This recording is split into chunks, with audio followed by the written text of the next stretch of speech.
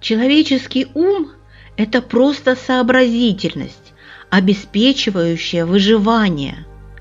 Но истинный интеллект – это сама жизнь и то, что является источником жизни. Считается, что божественное есть любовь и сострадание.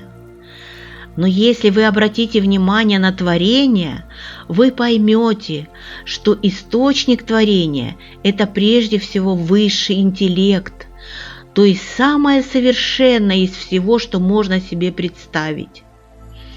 Вместо того, чтобы пытаться использовать этот всемогущий интеллект, пульсирующий внутри каждого из вас, вы предпочитаете использовать ваш логический ум, который в определенных ситуациях полезен, но по сути очень ограничен.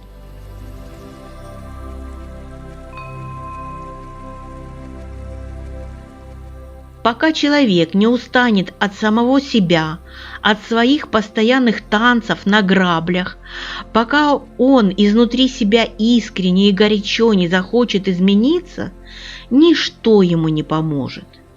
Не помогут никакие убеждения, уговоры и предложения извне. Не помогут никакие примеры и приглашения.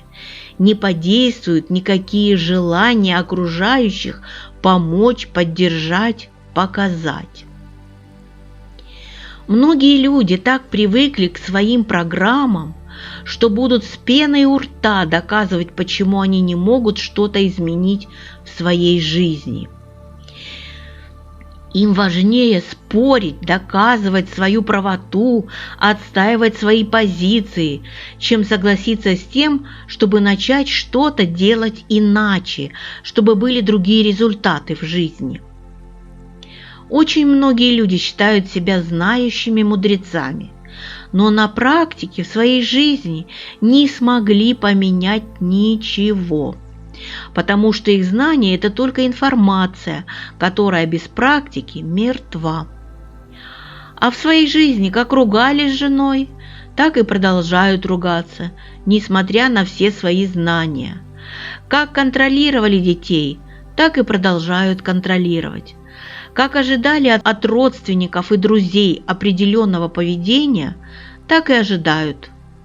Как обижались и чувствовали себя жертвой обстоятельств, так и продолжают до сих пор. Если не применять знания на практике, если не интегрировать их в свою жизнь, то изменений можно ждать очень долго.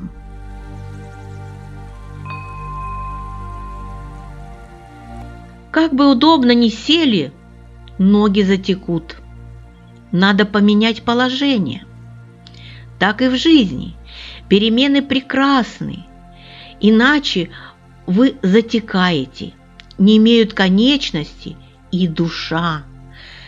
Меняйте положение. Это так естественно. Неестественно как раз застывать в жизни, подобно мухе в меде. Нет ничего постоянного, невозможно полностью опереться на опыт прошлого и угадать будущее. Ловите дыхание настоящего и получайте удовольствие. Главное, меняйте положение, пробуйте и ничего не бойтесь. С таким настроением можно свернуть горы. Ну хорошо, если дельфины такие умные, как вы говорите, то почему они не построили свою цивилизацию?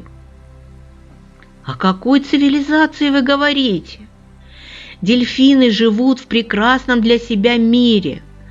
У них практически нет естественных врагов, кроме как раз людей. Океан занимает 2/3 площади всего земного шара. Вдоволь еды.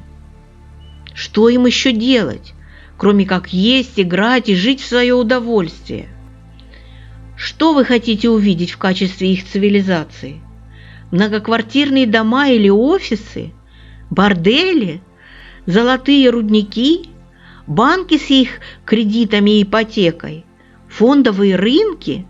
Автомобили и нефтяные скважины?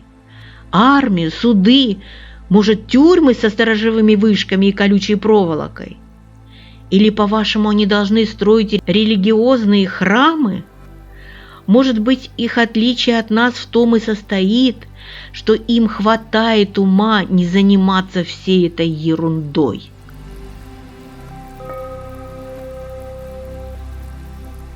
Запомните, когда вы чего-то ждете, вы не создаете. Это поможет избавиться от мучений, когда вы пытаетесь что-то реализовать в своей жизни. Когда вы чего-то ждете, вы находитесь в состоянии нехватки, и зеркало мира подтверждает это. То есть вы снова и снова воспроизводите реальность, в которой этого нет, и ничего не делаете, чтобы это у вас появилось. Если вы ждете, что подвернется хорошая работа, что появятся деньги, что наладится личная жизнь, если ждете, когда кто-то сделает что-то для вас, в общем, если вы ждете, вы не создаете.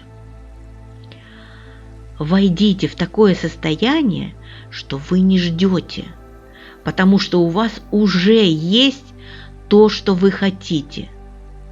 И тогда это реализуется намного быстрее.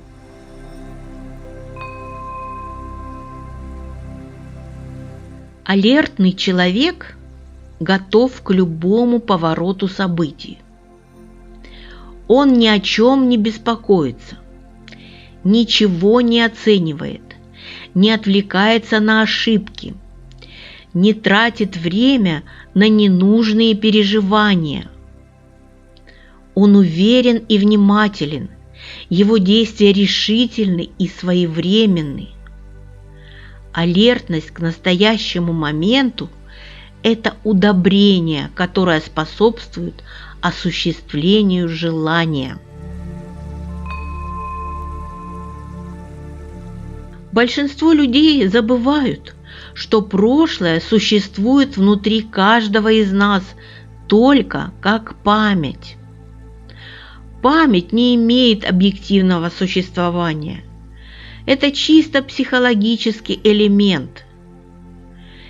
Если вы сохраните умение правильно, то есть осознанно реагировать, ваша память поможет расширению поля возможностей.